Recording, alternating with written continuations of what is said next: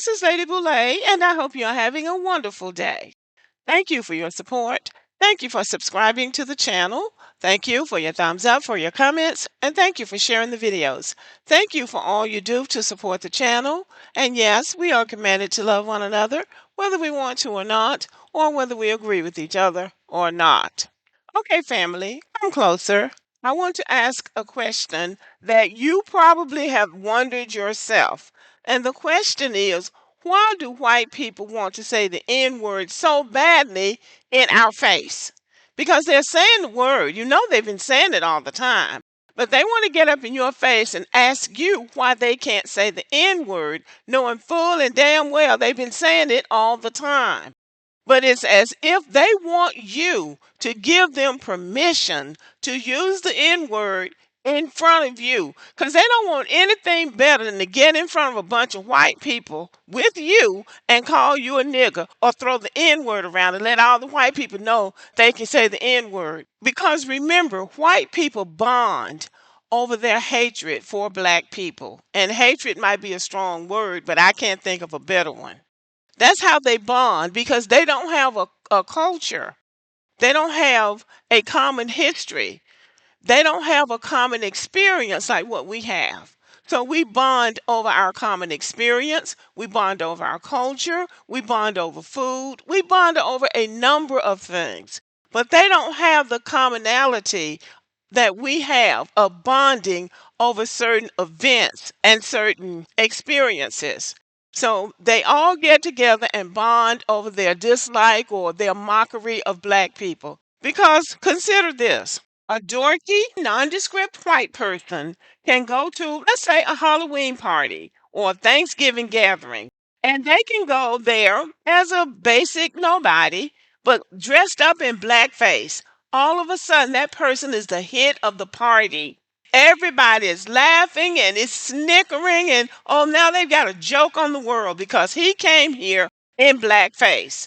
This is how they bond. They go to parties, and instead of them having a good time drinking and eating and doing like we do, dancing and making up dances, they come there to make up jokes about black people. That is how they bond. And I believe that's why they hold on to this idea of the N word. But they don't want to just say it among themselves now. They want to get out in public and say it because they're the hit of their party when they say it and when they degrade black people. But now they want to get in our faces and do it.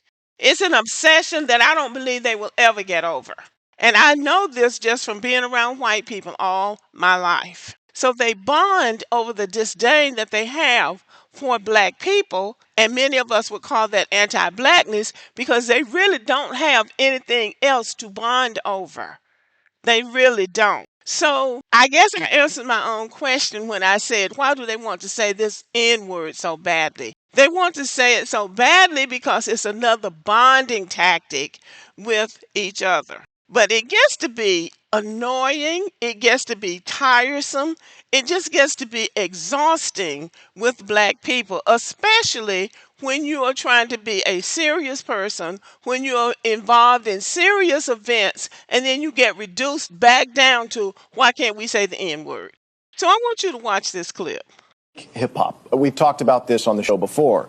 You have African American rappers saying N-word this and N-word that, but a Caucasian can't. So say it. Say what?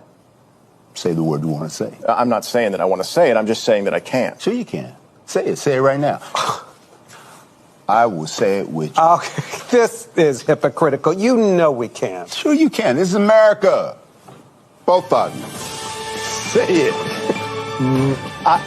All right, I think we can move on. Why? Why move on when you want to say it? Both of you want to say it. Huh? Okay, so that's the actor Delroy Lindo. Delroy Lindo is of Jamaican ancestry, but he works a lot here in America. He plays our uncles and cousins and brothers and fathers, and he's been at it a long time, but he's still a black man. And so this is what he gets reduced to. Now, he didn't come on that news show or whatever that is to talk about the N word. He's probably promoting a movie or a documentary or something that he's involved in for work. But here, this white man is talking about bringing in hip hop just so he could bring up the fact that a lot of these ignorant Negroes are out here throwing the N word around, talking about we took the word back. You can't take the word back.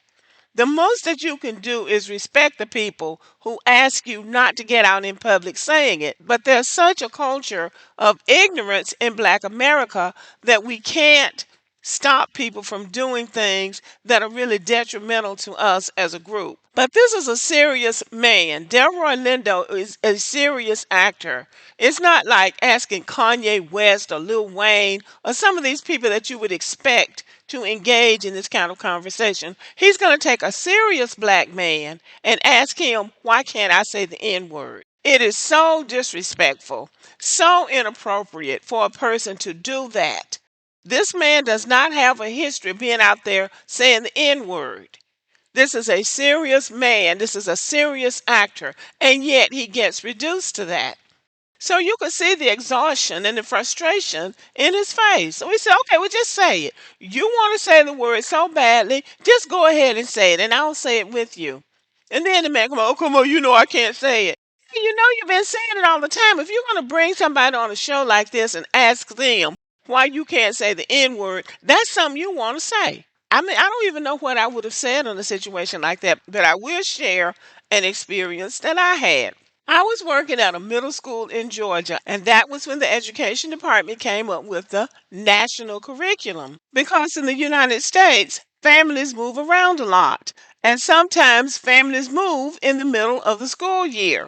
And sometimes what happens with the children is that they get duplicate lessons or they miss something. For instance, if your child lived in California in the 6th grade and they taught long division the first semester, and then you moved to Atlanta, Georgia, where they taught fractions the first semester, then your child that came from California will have a double dose of long division and miss fractions because the curriculums are not aligned. So the education department said everybody needs to take the same thing. Everybody in the country in the 6th grade needs to do long division the first semester and fractions the second semester, or long division the first quarter, fractions the second quarter, and geometry the third quarter, and multiplying, adding, subtracting, and dividing, fractions, whole numbers, decimals, and percents the fourth quarter.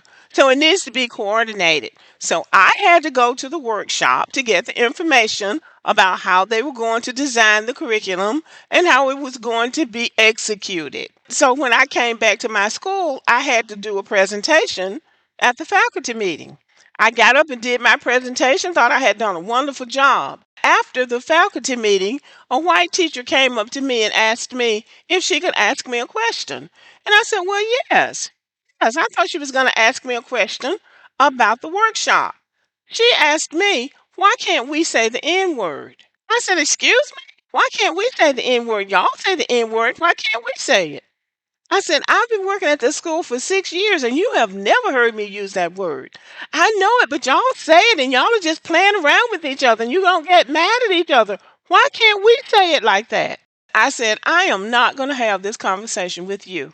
I don't know you that well and you don't know me that well and you never will. Now, this school was 98% white. There were two black teachers in the 6th grade. The other black teacher overheard the conversation. I was so irritated by what she'd said that I went over to the black teacher and I said, can you believe that, helpful? She's going to ask me about why she can't say the N word in a faculty meeting that didn't have anything to do with the N word or any other racial slur. And this is sort of a ploy that they have to try to reduce you. Like, you're not a serious person. You're just the N word.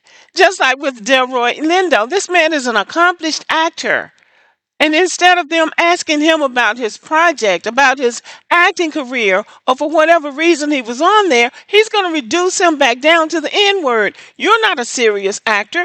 You're just an N word. And then they'll have people like Snoop and Kanye West and Lil Wayne and some of the other low informational black people in entertainment, and they'll pretend to have a serious conversation with them, knowing full well they don't have an intellectual grasp on anything that's going on in America. But that is their way of trying to put you in your place. And so that's another reason why they do that. But it is highly offensive. But it's nothing else that black people need to do.